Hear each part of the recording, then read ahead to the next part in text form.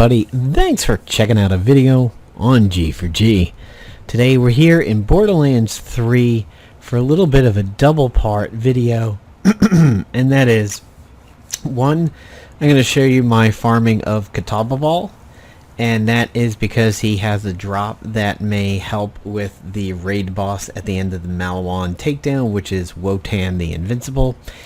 And wanted to also go ahead and talk about a re-review of Borderlands 3. I had actually done one way back during the Valentine's event where you had to collect the hearts. I did a video about my farming route for the hearts, but a bunch of other videos wound up taking precedence, and even though I had the footage recorded, I didn't go ahead and actually create the video and then upload it. And then when I was like, well, you know what, it's kind of out of date now because the event is over, so it does no good to go ahead and talk about that video and then upload it when you couldn't do anything about it. So I'm over here at Katagawa Ball, just killed him again and got wood blocker. So far from him, in the 3 runs that I've done him, I've gotten the Stark Tsunami, I've gotten the wood blocker, and I believe, not Firestorm, the Roid Rough Rider. Interesting shields. I'm not going to sell them, but I am going to go ahead and bank them back on the space station. So before I get into a couple things, I wanted to show you when I'm running to kill him. He basically dies in about 3 seconds. I have the Expert Storm, which will be used as the second gun. My first gun is going to be the Expert Ion Laser in corrosive mode, and that's really about it. The other 2 guns don't matter. It's just going to be Ion in toxic mode, corrosive mode, and then the Expert Storm. I'm also running a health pack chameleon shield, dastardly cheap shot seeing dead, a stalwart radiation stone, which I could actually change over to the other one that I have, which is a greasy loot expander because of the SMG damage, and since one of the guns being used is an SMG, and this is just a acid burn.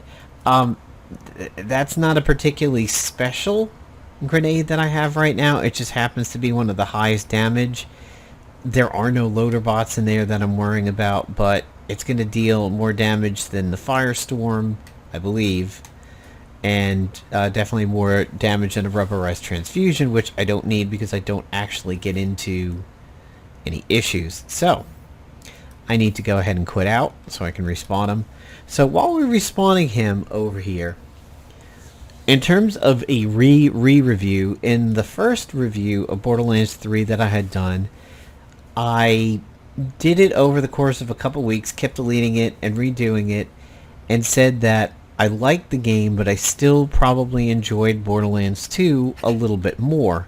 And it certainly, the comparison was not helped by the fact that I had just been doing that extra little expansion pack for Borderlands 2 that came out for free. So I got to retouch with my character, which was completely decked out and super powerful and a whole bunch of guns that I really like, which, you know, honestly at this point, having an entire inventory of legendaries over here, I'd like to say I'm now pretty decked out. So that feeling is definitely not there. I'm essentially going to backtrack my original review. Well, my very first review, when I was like, well, I don't feel as strong in the game. Obviously, when you're just starting out, that's going to feel that way. You're not going to have a lot of good guns or interesting guns that do crazy things or make you feel particularly powerful. And that was the case. But one of the biggest things about it was the fact that I was not enjoying any of the sniper guns that I was picking up at the time. None of the snipers seemed to have the punch of the Borderlands 2 snipers. the animation was okay. It was more like the sound and the impact was just not there. And that's mostly because I was super spoiled from the snipers that I liked in Borderlands 2. Go corrosive mode.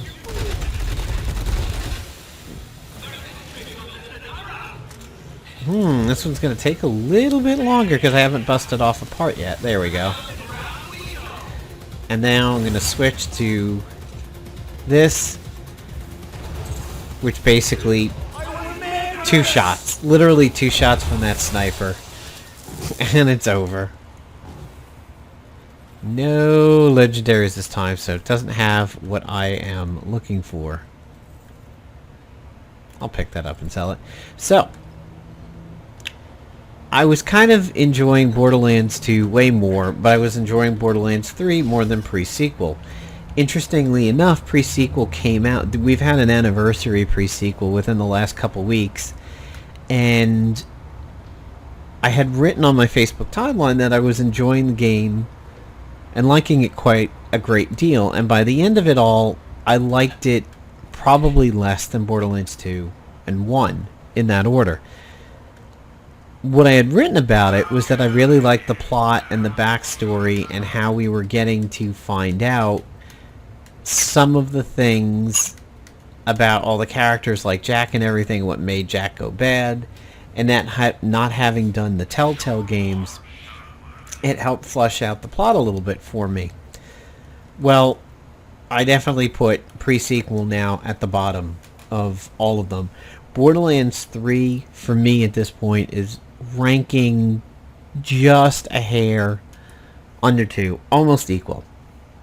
As I've gone on, I still feel the same way about the sniper rifles.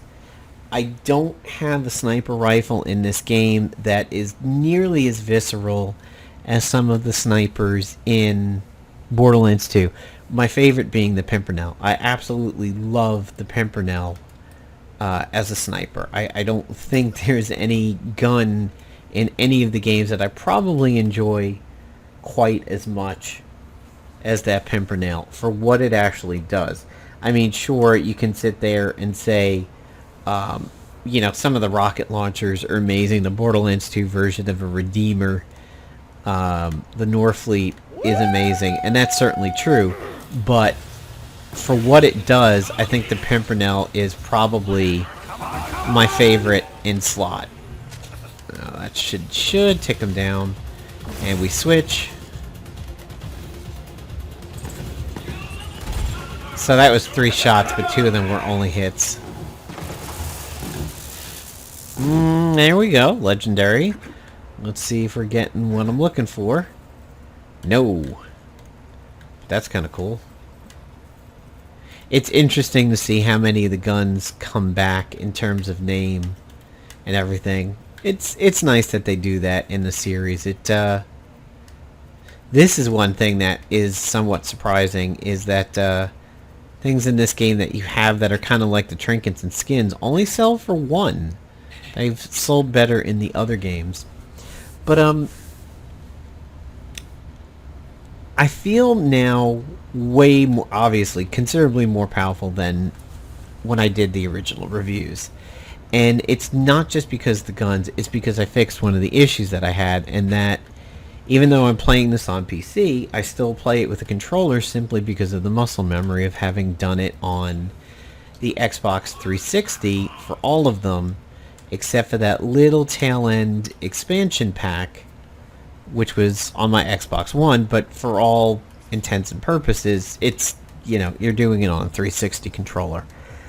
I could mouse and keyboard it like I did every other FPS I've ever played that wasn't on a console, but it felt weird. At the time, I had a Hyperkin controller. Now, this Hyperkin was mini. It was really, really small and compact. The triggers on it were weird. It had a vibration issue where it would just stay vibrating for no particular reason. And I don't know why that was happening, or it would kind of vibrate when there didn't seem to be a reason to. Like I wasn't falling, I wasn't under fire. keep forgetting that it's not starting in corrosive for some reason. A little banged up on this one. Ooh, there we go.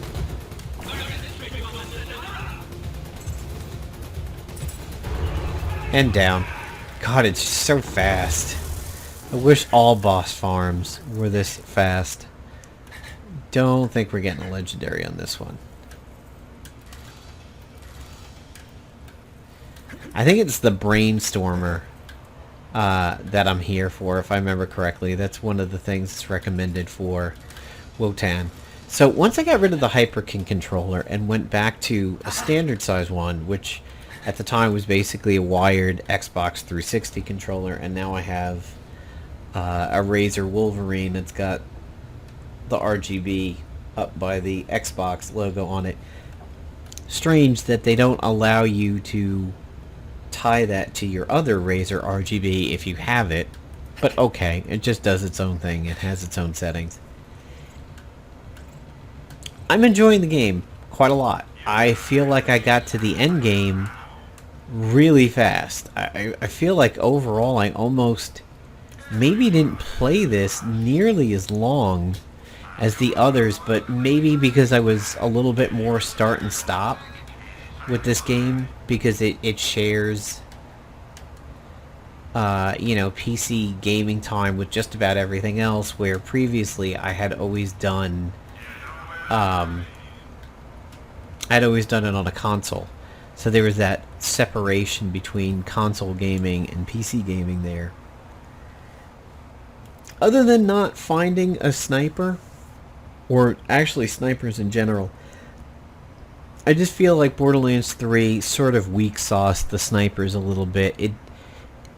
You don't get quite that feeling of destruction on a pull of the trigger when it comes to snipers in this game. However, I haven't played the Woodblocker yet. That Wedding Invitation is really good, and that is definitely my favorite sniper at this point. This Expert Storm is fantastic too, because you can hit people behind cover with it. When you get a impact with it, it puts up those little shock flares, and if there's an enemy there and they're within range, those shock flares will go ahead and continue to shock anything that is in range of it. So if you have somebody hiding behind a crate, like over there, you just do that, and it'll hit that ground right over there at that joint, and it'll just continue to shock the shit out of anything. Fun sniper. I just still feel that they don't quite have the same oomph as they did in Borderlands 2. The impact sound is overall just a little bit weaker, but the damage is definitely there. And the other thing that I realized that I was addicted to was the B shield. The B shield gives so much feedback that you're hitting shots and you're doing it right. You get that real solid plap when you hit somebody with it, especially if you hit them with any gun that has multiple projectiles, like the Pimpernel. And once I got over that hump, I like Borderlands 3. I've done the Halloween Harvest, I did the Valentine's Day thing, I have done a Maliwan takedown up until the boss, which I was not effective in soloing, and that's why I'm getting the gear that I have. Honestly, I think the sniper rifle that I have would do pretty good damage to his shields, considering I can get behind cover, fire the shot, have the flares do a lot of the damage while I sit behind cover. The Hot Hail was one of the ways that I got rid of the giant Thresher Worm in Borderlands 2, that first raid boss, whose name is escaping me, yet I have shields and guns from him. Yeah, not remembering it right now. But I basically hid on what was called Pride Rock and arced the hail gun over the rock. just basically let a lot of indirect damage take care of it.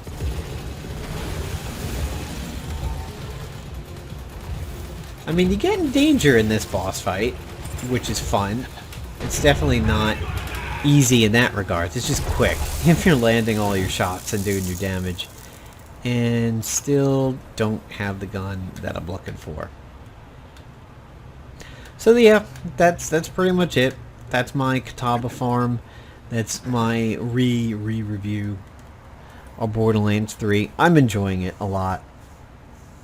I don't get to play it as often as I do, simply because when I get a shooter fix running through my brain, I go to Overwatch, and there's a new raid tier, World of Warcraft, and there's doing all that stuff, and the visions and the dailies and everything like that. So I don't get in here nearly as much, especially with the fact that it's not on a console. So if I'm chilling out downstairs, this isn't on my Xbox One, but I'm still enjoying it. Have done everything in the game that I've wanted to do so far, except solo a raid boss, which is why I'm doing this fight. My goal is to not have to go down on this fight and fight for my life.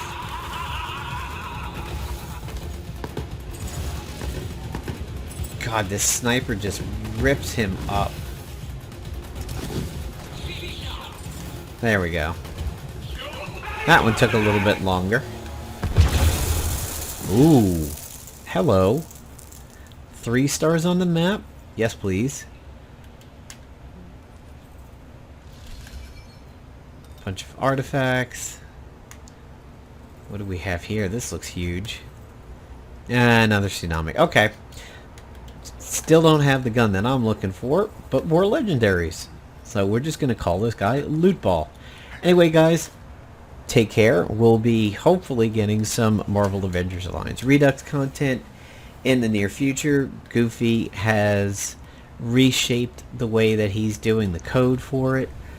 He was going down one particular path and then discovered a few things and halted that and went down another path, which is why we have not had a new beta out recently. But it's going to lead to increased stability in the statuses once he gets it worked on.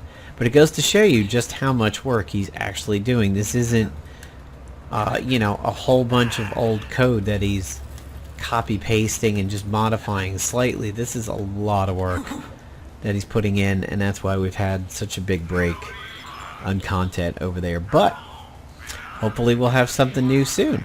That's it for me, guys. Take care. Peace out.